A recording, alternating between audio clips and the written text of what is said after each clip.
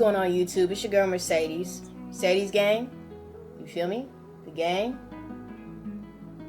Because we don't come with no price tag. Period. Anyways, y'all. I hope y'all enjoying y'all little Christmas Eve and everything. I hope everybody has a good Christmas and a good Happy New Year's. You know what I'm saying? Blessed. Stay with your family. Celebrate. Enjoy. Because that's what it's all about. Of course, you know, Jesus Christ as well. You know what I'm saying? God, you know, feel me? But anyways, we back with another little reaction video called The Dark Side of Charlamagne the God. I didn't even know that was like the full... He should have just went with Charlamagne, but anyways, we back with my boy Loesta. Please go check out his videos, go check out his content. Great dude. He seems like, I love his content. He seems like a cool ass dude that, you know, is getting his facts straight, or at least, you know, getting the right education, you know what I'm saying? But go check out his little content, you know, go check out his channel, y'all. Go support him. And I'm not even gonna do too much talking. Let's just get straight into the video. Go ahead, like, share, subscribe, all that, because we finna I'm about to get into this. Charlamagne the God has been entertaining the masses on the airwaves and on podcasts for years now. He's known to be incredibly unfiltered, uncensored, and unconcerned about whose toes he may step on. Yeah. Over the years, he's clowned rappers for everything from criminal charges to their bad hair transplant. My shit good. My shit gonna grow. Nick, come here, get the camera, Nick. At least he got something. Hold on, I know he's not coming for Tory Lanez now. Nigga, you bald, bro. Come on now, like for real. Nah, that's time, wild. His persona has begun to morph into something calculated, with corporate interests stepping in the way of what were once his honest opinions. And as if that wasn't bad enough, he's also stood by some shady occurrences in the culture that leaves people wondering if he's on the level, or if all the most distressing rumors about him might just be true. All of these issues have added up, and to many viewers, Charlamagne is now seen less as a commentator and more as a cultural problem. It's your boy Loesta, and this is the dark side of Charlamagne the God. Back in the day, Charlamagne could be counted upon for a few things. Being totally out of pocket. Yeah, I talk about it on the album. Who the hell raped your sisters? Oh man, I don't want to get into that. To the point that he leaves rappers in Why tatters. would you ask that? Kind of called me homophobic without even watching an interview, and I was like, I didn't even say that, and then for him to just out his mouth be like, yo, who raped your sister? Like, that fucked me up. And I actually held on to that for like 6 years, man. Mm-hmm.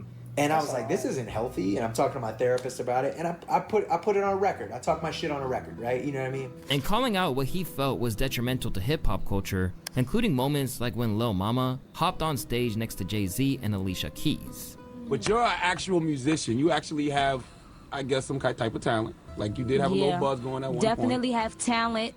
And but what have you done lately, though? This is a what have you done for me now type of industry. What have you done lately? Okay. I'm the host of one of the top-rated morning shows in the country. Mm-hmm. So, you know, I'm doing my thing. I'm very proud of you. Thank you. You know that. You know? And if your face was the Bible, it would be the Old Testament. You play too much. I'm sorry. Wow. You gotta show proof by actions and deeds. Wow. Okay, the disrespect. Goodness. You haven't put out no music in a long time. People know you for playing yourself, walking up on stage with Jay-Z and Alicia Keys. Charlamagne, seriously. That's the truth. Cut this out. During his reign of terror as the #1 media personality in the game, he used to be the one making rappers crash out, leading to him creating endless classic moments and memes in the process. I want to start this shit off straight telling all 3 of y'all stop playing with my name.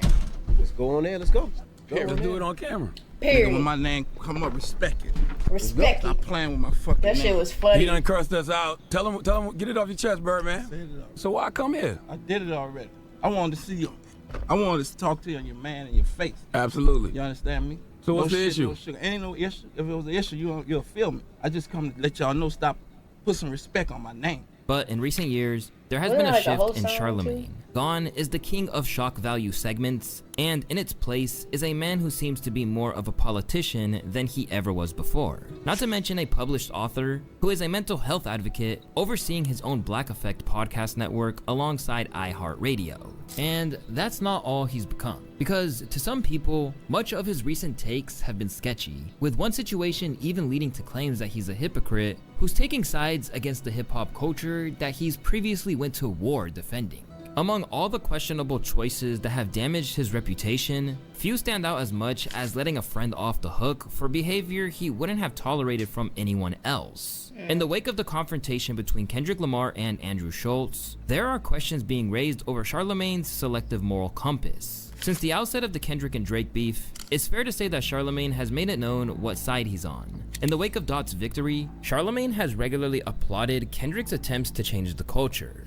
I don't believe the record is just about Drake. I think he's talking about just the culture, you know, people in the world, society, the industry, TV. media.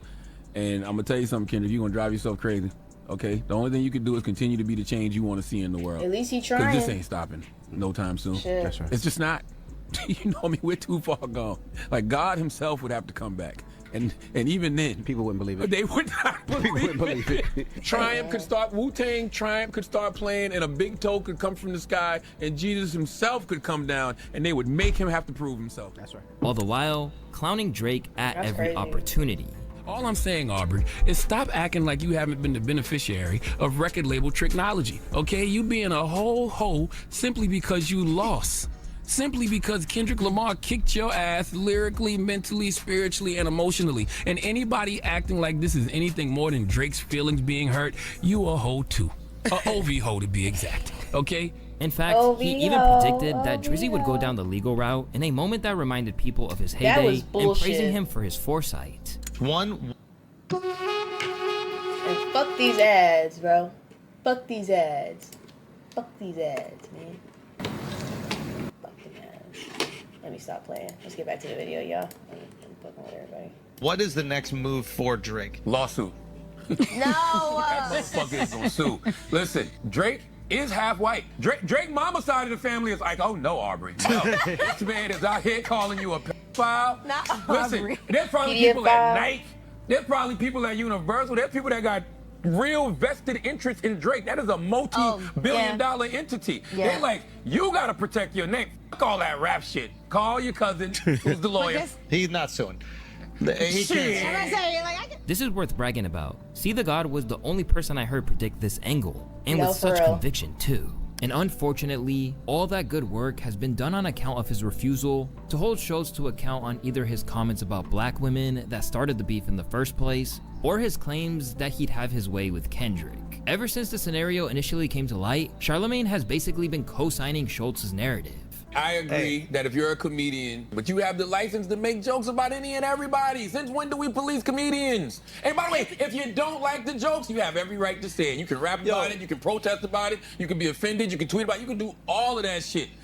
If Andrew was a person who only was constantly making jokes about one group of people, it would be different. Yeah. No, Like if yeah. we're all sitting here being honest, and anybody even online that knows anything about me is being honest, you don't believe that. You're equal opportunist. Exactly. It's like you've seen me make fun of everybody, and not only do I. No, I've watched this dude with his comedian shows, and I have seen him, you know, I don't know exactly what particularly happened or what was said about black women that set Kendrick off like that, because I'm gonna have to like rewind and go check that out. But like most of the time this dude is just like joking off with everybody. It ain't really, I don't know what to really say on that part. I make fun of everybody. I'm going to your house to do it. Do you know what I mean? Like when I made. What do they don't believe about you? What's that? What are you saying? Like they don't believe what? Did I have sex with Kendrick if he wants that? Shut the What the fuck? No, he's gonna get sexed up. Granted,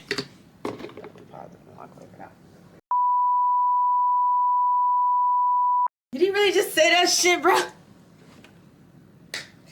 Oh, I have sex with Kendrick. Like, dude, no, that's not the gist. That's not his point. That's not what he's trying to say. he did say that his issues with Kendrick could cause some problems, but he ultimately never stepped away from his side.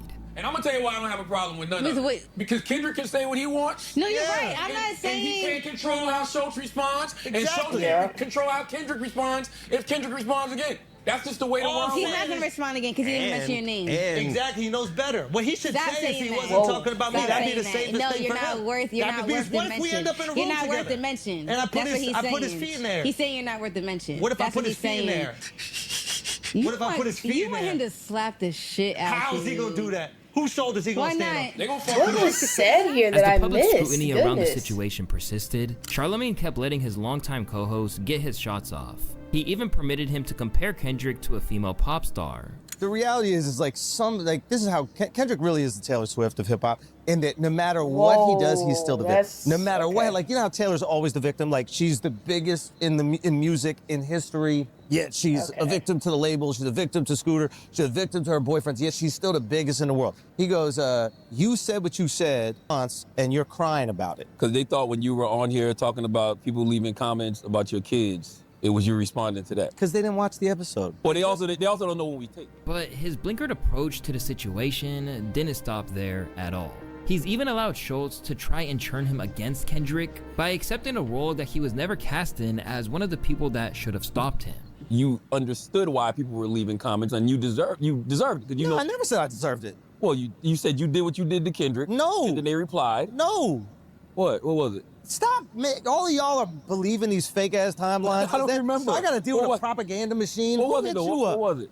This is it. Kendrick drops the song. Yeah. Mentions me. Yep. Mentions my friends. Says slide on his friends, which I assume are you and you. No. So, wait. Which I assume are both of you. Slide on the, the coons and the ones that are grooming, which I assume. You guys also think it's you because you're getting death threats. I'm getting death threats. I never thought it was me. Okay, that's fair. You never thought it was you. You have the ability to talk to them, right? They reach out to you to patch shit up real quick. It's the Doodle and Laugh podcast. Yes, but Doodle and Laugh. What's it called? You told me. From there, he even backed up his tale that Kendrick's team leaned on him to smooth things over, or at the very least, didn't qualify or question it. I don't know. So Kendrick's people reached out to you to clarify. They're like trying to, we didn't want to say it actually came to you, and people are thinking this. They're doing their little due diligence with you, right? But nobody else knows that. They think it's you, and they think it's you. Y'all getting death threats. I'm getting death threats. They posting pictures on my little kid. I haven't said anything. I'm filming my special. So 2 weeks, I don't say a single word. All of Kendrick fans are saying they're gonna kill me, my family, my little daughter. They're commenting on the pictures. Bro, I want to know what he even said about this whole black women joke, whatever because like, for Kendrick to say something about it, I mean, like they said, anybody could respond, anybody could say what they want, whatever, But like, what the fuck was said here for this all to pop off the way it did? Month-old daughter, it's fine, whatever it is. This is internet shit. On, like, I don't say Twitter shit, right? I go, okay, it's like that. I'm a your man. All of Kendrick's fans go, how could you say that? Oh my God, you can't go there. And just when it couldn't look any worse for him in terms of cultural credentials, he got in some light glazing for good measure. My debates are about comedy. Yeah. My debates are about art. If you call me and you tell me shit like Andrew's a racist, he's a bigot, you're not gonna ever get me to buy into that. I know Andrew. Yeah. I've been like, this isn't new. Like that's what people don't realize. Like this isn't a new podcast. That's why this shit doesn't bother me. It's like I've been hearing this shit forever. It's like exactly. So you're not gonna get me with that. Now, you will get my attention is if you say Andrew's not funny, right? That type is like, wait a minute now, okay? Now I'm like, whoa, what do you mean? Right? So now we're having debates about that and having never been about said that. by anybody. Like, literally the clip that I posted with the Meek Mill Diddy joke, the Diddy's house shit from the Forum show in LA. Fire. Everybody, all the people that are commenting now were dying laughing and sharing that joke. The response to this performance from Charlamagne was swift, with any leeway that people have given him in the past quickly disappearing. Charlamagne is out here like Neo from the Matrix, dodging everything. If anything, Kendrick is probably looking at Charlamagne weird. How you always for the culture, but want to play it safe because Andrew is your friend. And for many people who've watched his journey throughout the years, this was the last straw for him that made them hope for exclusion. I really wish black people would stop tuning in to anything Charlamagne does or let him into black spaces. Andrew Schultz is a racist and trashed black women, and Charlamagne couldn't wait to get on his show to support him rather than checking him. See, that's what I'm saying. It must have been bad. Whatever joke was said by this fool right here, this fool right here looking like the Monopoly man, all he needed is a hat and everything. Whatever was said by him, like, it must have been really bad. For Kendrick to say something, you know what I mean? It's like, okay. I mean, like I said, anybody could really say anything, but like, you know what I mean? Like, I need to go look and see what was said here, because goodness, he must have really like went down on black women like that. Behavior this way has riled a lot of people up, not least of all because he's gone in on other people for a lot less. Don't forget how he previously came down on Post Malone for being a culture vulture, even though hip-hop as a whole accepted him in a way that Andrew has never been. As post rose to fame, Charlamagne claimed that he copied Future. And when the rapper made a statement about hip-hop not being what he listens to in order to feel emotions, the Breakfast Club host gave him both barrels. Then he don't respect the culture. Like if he had more respect for the culture and actually appreciated hip-hop and talked like he appreciated hip-hop, I would probably respect him more. But when he says shit like, when you want to feel...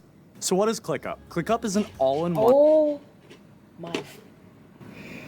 Don't crash out, don't crash out, don't crash out, don't crash out, don't crash out. Do something, don't listen to hip-hop. Fuck out of here. We don't listen to your hip-hop when we want to feel something. In the aftermath, this hit Post hard to the extent that he plunged him into a cycle of alcoholism. He was called a culture vulture, a one-hit wonder. How did that feel to you? It sucked. Yeah. I was a kid. How did you deal with it? Really? Drink a lot. Yeah. Did you take it personally? Because I imagine... Absolutely. It's hard not to. For this, Charlamagne would have never even dreamt of apologizing. I actually liked Post Malone's music. Let me know in the comment section, y'all. Do y'all think Post Malone was a culture vulture, man? I actually like this shit. So, the fact that he'll let Andrew slide with what he said seems inherently inconsistent. But when you put their two offenses side by side, Schultz is infinitely worse. The only thing is that he isn't making a bag with him.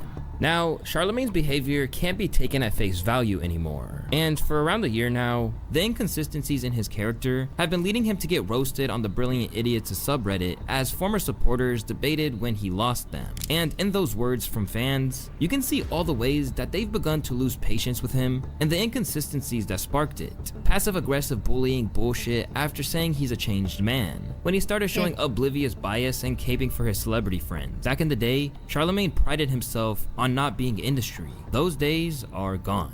I'm still a fan, he just doesn't have the same influence over my attention anymore. The things about him that used to seem genuine, even if it was him being an asshole, don't feel that way anymore. From diluting his words to acting rashly even after he's allegedly reformed, there's plenty for fans to take issues with. But much as was the case with Schultz, the concept of Charlamagne sacrificing his integrity rather than critiquing those he's had dealings with is beginning to become a problem. Because while those criticisms about his issues with Schultz are easily ignored, some of his statements and approaches to other scandals have left an alarming trail that are less likely to fly under the radar these days. Among those he's given a little more patience and understanding to than most people feel they deserve is Diddy. Over the years, the two frequent— Oh no. The diddler. The diddler is back. The diddler is being spoken. Collaborated across the Breakfast Club, Revolt, and more. And Charlamagne has been weirdly gracious towards him. Even before it all went south for Puff, Charlamagne already gave him some treatment that he likely wouldn't accept from anyone else. For example, he accepts being chewed out by him over a joke in a way that he wouldn't if it came from someone less influential. I never forget, you know, Diddy yelling and screaming at me. This is before I even recognized truly, you know, the power, you know, that the platform was commanding. This is when he dropped the Last Train to Paris album. And I gave him Donkey of the Day for that album, right? I'm like, yo, this shit is shake weight music. You know what I mean? Once again, being an asshole, because people love that album, right? But I'm just fucking with him. And he came to the station hot, like, go out the back door, Charlamagne, type shit. And I remember when I finally had a conversation with Diddy about it, asked Sean Prez about it. Sean Prez put us on the phone. And Diddy was like, bro, you can't do that on my first week. He said, I'm a big boy. You know, I can take criticism of the music, but not on my first week. When I'm trying to get these first week numbers up, you know, you come out and you know, shit on my project like this, people might not even go check for the project. And that was one of the first times I was like, oh shit, he's right, you know? If that had happened with anyone else, Charlamagne would have called it out publicly without hesitation. But when it comes to powerful figures in hip hop, he tends to tread more carefully, even I was just about to say that shit. I'm like, he know Diddy can make some things happen. That's probably why he chose his words wisely. I'm not gonna lie.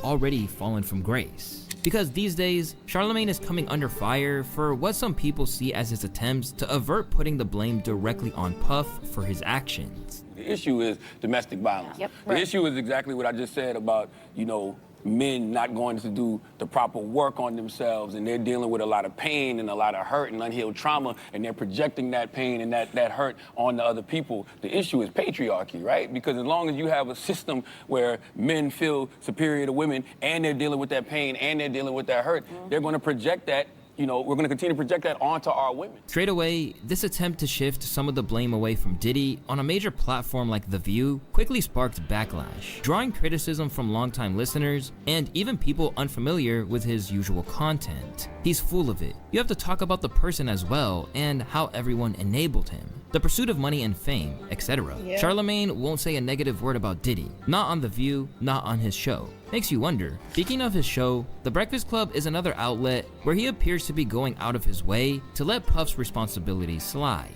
I just really can't wrap my mind around someone having so much to lose and moving the way he was moving. It just makes me think that man doesn't have not one single solitary friend around him, because if you worth $1 billion, you got kids, you got all these employees, all it takes is one person to say, hell no, get these guns away from him. No, you're not getting no prostitutes. You're getting a girlfriend. Actually, you need a wife. But somebody should have been there to tell Sean Combs to grow up, or maybe he didn't listen because he's too far gone off drugs, alcohol, and booty.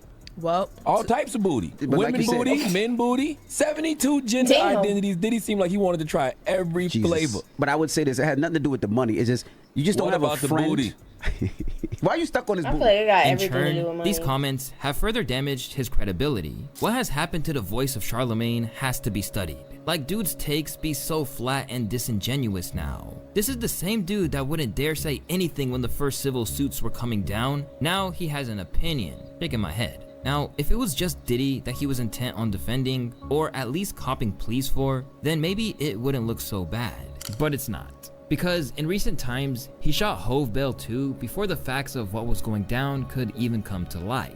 Well, good for Hove. I'm glad Jay-Z responded just like that, because this has been going on for too long. It is a grift. These accusers go to these lawyers with all these salacious claims. The lawyer will put more sauce on the salacious claims. They reach out to your team and say, if you don't settle with us, we're going to go public with these claims. They'll tell you that they're going to hold a press conference. We're going to do interviews. And a lot of people settle because they don't want the bad press. Once again, this unreserved protection of a famous and powerful entity in hip-hop had people wondering where his integrity went. Wow, you would think that Charlamagne would recognize that he's been on a losing streak judgment-wise for a hot minute. When those checks stopped clearing, Jay-Z had fired him before. He sucked his dick ever since. Harsh as that last sentence sounded, it may go some way to explain why Charlamagne is a little wary of tangling with those who have much more clout and capital than him. Because, as they suggested, he has felt Hove's wrath before, back when he was working for a Philly radio station. While still on the come-up, Charlamagne decided to publicly endorse a diss track aimed at Jay from Beanie Sigel. This is when Beanie Sigel had a beef with Jay-Z. That was like when Twitter first started, and I remember seeing all these tweets about Beanie Sigel dissing Jay. The first tweet I saw was from Fabulous, and Fabulous was like, y'all never thought I'd see the day when Beanie Sigel dissed Jay-Z, and I was like, what? And then K. Slade had played the record, so I heard it, and I was like, oh, shoot. I'm like, yo, I just reached out to a couple people I knew in Philly, like, yo, I gotta get Beanie Sigel on the phone this morning. And he called up, and he just kind of like aired Jay out for like 30, 40 minutes. So where did this whole situation stem from? Because I'm going to be honest with you, And Beans. the whole situation that stemmed from, like, I got the Young Gun calling my phone because Jay-Z's only paying them $1,200 a show when they had to split it at the end of the day. Although it probably didn't seem like a big deal at the time, it was enough to have his opportunity snatched away. I was supposed to move into my new townhouse in Cherry Hill, New Jersey. Me and my wife had already packed up everything. The apartment was clean. I had clothes and stuff in my car. I already had put down the security deposit. And that Beanie Sigel interview played on that Thursday, went viral that Thursday night, played it back Friday morning. Monday, come into work. Boogie D, who was the program director at the time, called me in the office and was like, we're moving in. Simon says nothing. That's what Simon fucking says. Oh, man. In another direction. Get up Maybe the way. whether it's completely down to this because of some other desire to gravitate towards power, it's obvious that he's a lot less likely to come at someone who are perceived as being a superstar at the top of their game. For one thing, just look at his questionable comments about R. Kelly from back in 2010. Furthermore, R. Kelly has the best celebrity sex tape of all time. R. Kelly looks 20-something. The fountains of youth clearly can be found within teenage vagina. Now, you might be saying, Luesta, that was back in 2010 when edgy humor was way more common than it is now. And you know, that's all well and good. But unfortunately for Charlamagne, it's part of a pattern of behavior that maybe explains why he's never one to go too hard on people accused of sexual misconduct. Since the beginning of his career, Charlamagne's wild comments have often generated headlines. Whether it was tweets like, "If I took penitentiary chances dating you when you was underage, you owe me at least 2 years of sex," or straight up harassing a woman and objectifying them to their face. I got $6. Can I see what that mouth do though for $6? How much you got in it? Okay, no. What the fuck, man? What, like, that is just a no-go. What the hell is that? $6? $6. And at that, you that's so disrespectful. I'm sorry. Oh no. Oh, that would have me shook there for a minute. Goodness. $6.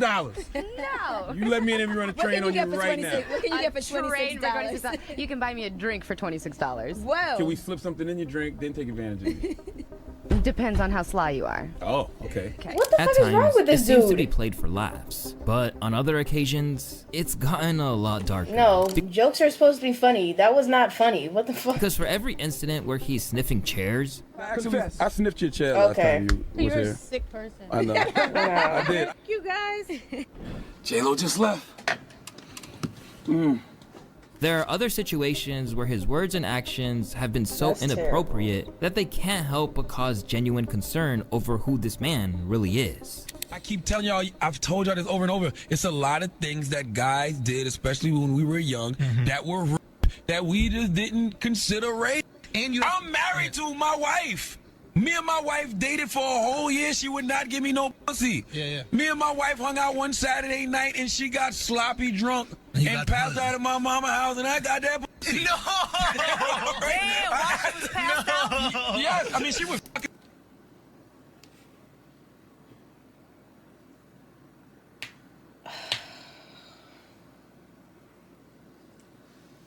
Wow. Okay. Yeah, that's a lot. Get me back and all that, but she was really drunk. So I asked her yesterday, I was like, yo, did I rape you the first time we ever had sex? And she looked and she goes, I mean, in hindsight, yeah. No. Yeah, there's no excuse for that. After these comments about his wife went viral, Charlamagne tried to walk it back by giving himself the most dubious honor his show has to give. Why am I giving myself donkey today? Because I feel stupid. That I am just now realizing that a lot of us men in America have been raised on culture. It's my brothers, if we are being morally honest with ourselves, if you are a certain age like I am, you was born in the late 70s or 80s or hell, older than that, you are absolutely, positively raised on culture. I feel bad and extremely dumb that I didn't realize this earlier in my life. I don't care if it was. I look at some of the things I used to say to women in interviews here on The Breakfast Club, and I'm like, bruh, you was wildin'. But as much as these incidents have had him playfully labeled as a menace to society, they really tarnish his reputation when you consider his legal battle with Jessica Reed. This case, in which he's accused of interfering with her when she was just 15, dates back to 2000. What's the wildest shit you ever did, like, after, like, since you gained fame with, like, either groupies or I don't do that shit. Hell, I'm scared of that kind of shit. I done had a charge before. Oh, for real? Hell yeah, I'm scared of that kind of shit. I don't even play them. You got like a charge? How you beat that? Wow. Because I didn't do it. It was a criminal sexual conduct with a minor charge. That mean you would have had. She got drunk, high, whatever. Something happened in the room with a couple of my dudes. I'm asking them did they mess with the chick, after the fact, after she pressed charges, and they was like no. But they was like, yo, she's bugging. I remember the night of, they was like, yo, she's in here bugging out. She's kicking over the TV and she's trying to set shit on fire. I'm like, what the fuck? Because I had left. So the next morning, I'm hearing she said she got. So I go to the hood to ask what happened. They like, yeah, my cousin who had got the scholarship, yeah, he's in jail now. What you mean he's in jail? And in this retelling of the event, he was the scapegoat rather than the man behind it. So I'm like, I take full responsibility for everything. I bought the alcohol. They was like, well, you're not even of age to buy alcohol. And I'm like, well, how'd you get it? Well, I got a crackhead to get it for me. Whatever. They went out there copping out pleas with. Yeah, they had to do shit. Yeah. So 2 weeks later, they come and arrest me for criminal conduct. So I had to get blood and hair follicles. Oh, for you going out there to initially explain it? They ain't had nobody else. They depended on. But as is often the case with Charlamagne, this is another scenario where people aren't sure whether he's telling the truth, or at the very least, he's not handling it right. The way he tells the story is telling. Complete and utter disregard for Jessica, almost trying to make it sound comedic. He's lying, you can tell. This has been a lengthy legal battle, which has had its ebbs and flows over the years. In the process, casting a shadow over everyone involved for a long time. For over 2 decades, Plaintiff Reed has tried to live with the horror of what happened to her at the ripe age of 15. Said her lawyer, this court has the power to grant Plaintiff Reed some justice under the current terms of the statutes, leaving any unintended consequences for the legislature to sort out. In the prosecution's version of events, Charlamagne allegedly gave her a drink, and soon after, she felt dizzy and fell. Reed stated it felt as if her legs gave out. She insists that he laughed when she collapsed and told his friends to take her ass upstairs. She says she was assaulted by 2 men. Further, she alleged Charlamagne took her to another room and raped her.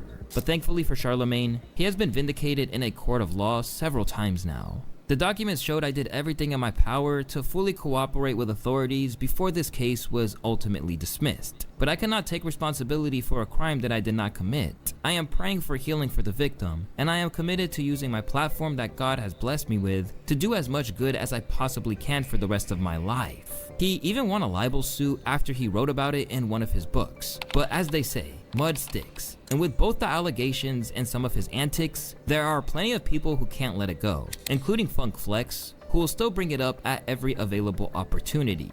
There's a scammer looking at a file all morning long, and a pedophile looking at a scammer all day long. You two ain't for the music business. All of that fake mental health, all of that fake, I'm trying to help people get real estate. You're a crook, you're a thief, and you're a scammer, and your man's a pedophile. He puts drugs in drinks for women. But let me tell you why they're not gonna fire you. Because if they fire you, that company takes on every lawsuit and they're gonna lose. But they're gonna say, you fired him so you knew he was a dirtbag. So they're gonna leave you there. So they don't gotta pay them lawsuits. But as much as some things stay the same for Charlamagne, there are other things that have changed in terms of how he's viewed by both hip-hop and in how he presents himself. And while some of them might have been good for his pockets or profile, when you consider them with everything else, they really haven't helped his standing in the culture. To begin with, there's the fact that many believe he claims to be spreading mental health awareness while actively bullying others. Back in 2018, he began to bill himself as an anxiety advocate with his book Shook One. In it, he opened up about his struggles with anxiety and outlined steps to conquer those fears while offering readers a path. Bro. I'm sorry, because like I have anxiety, but how are you being a bully and then trying to be like a mental mentor at the same time? Like, which one is it, nigga? Which one is it? What the fuck? Like, make it make sense. To overcome the anxieties holding them back. But despite how he's attempted to recast himself, he's still been doing some pretty heinous stuff. Namely, bullying a man who was once supposed to be his friend in Tyrese Gibson when he was going through a tough time. All right, Tyrese, you are the prime example of... TikTok keeps trying to tell me that I have secret... I don't give a fuck about TikTok. Y'all gonna stop interrupting him. Like, what the fuck? What the fuck? Y'all gonna stop interrupting my shit. Talk much and they think you're a fool. Be silent and they become curious. Try being silent. And maybe people will start becoming curious about something other than your mental meltdowns, all right? We're not going to be curious about no movies. We won't be curious about no music because you keep talking too much, reminding us that you are indeed a devil damn fool.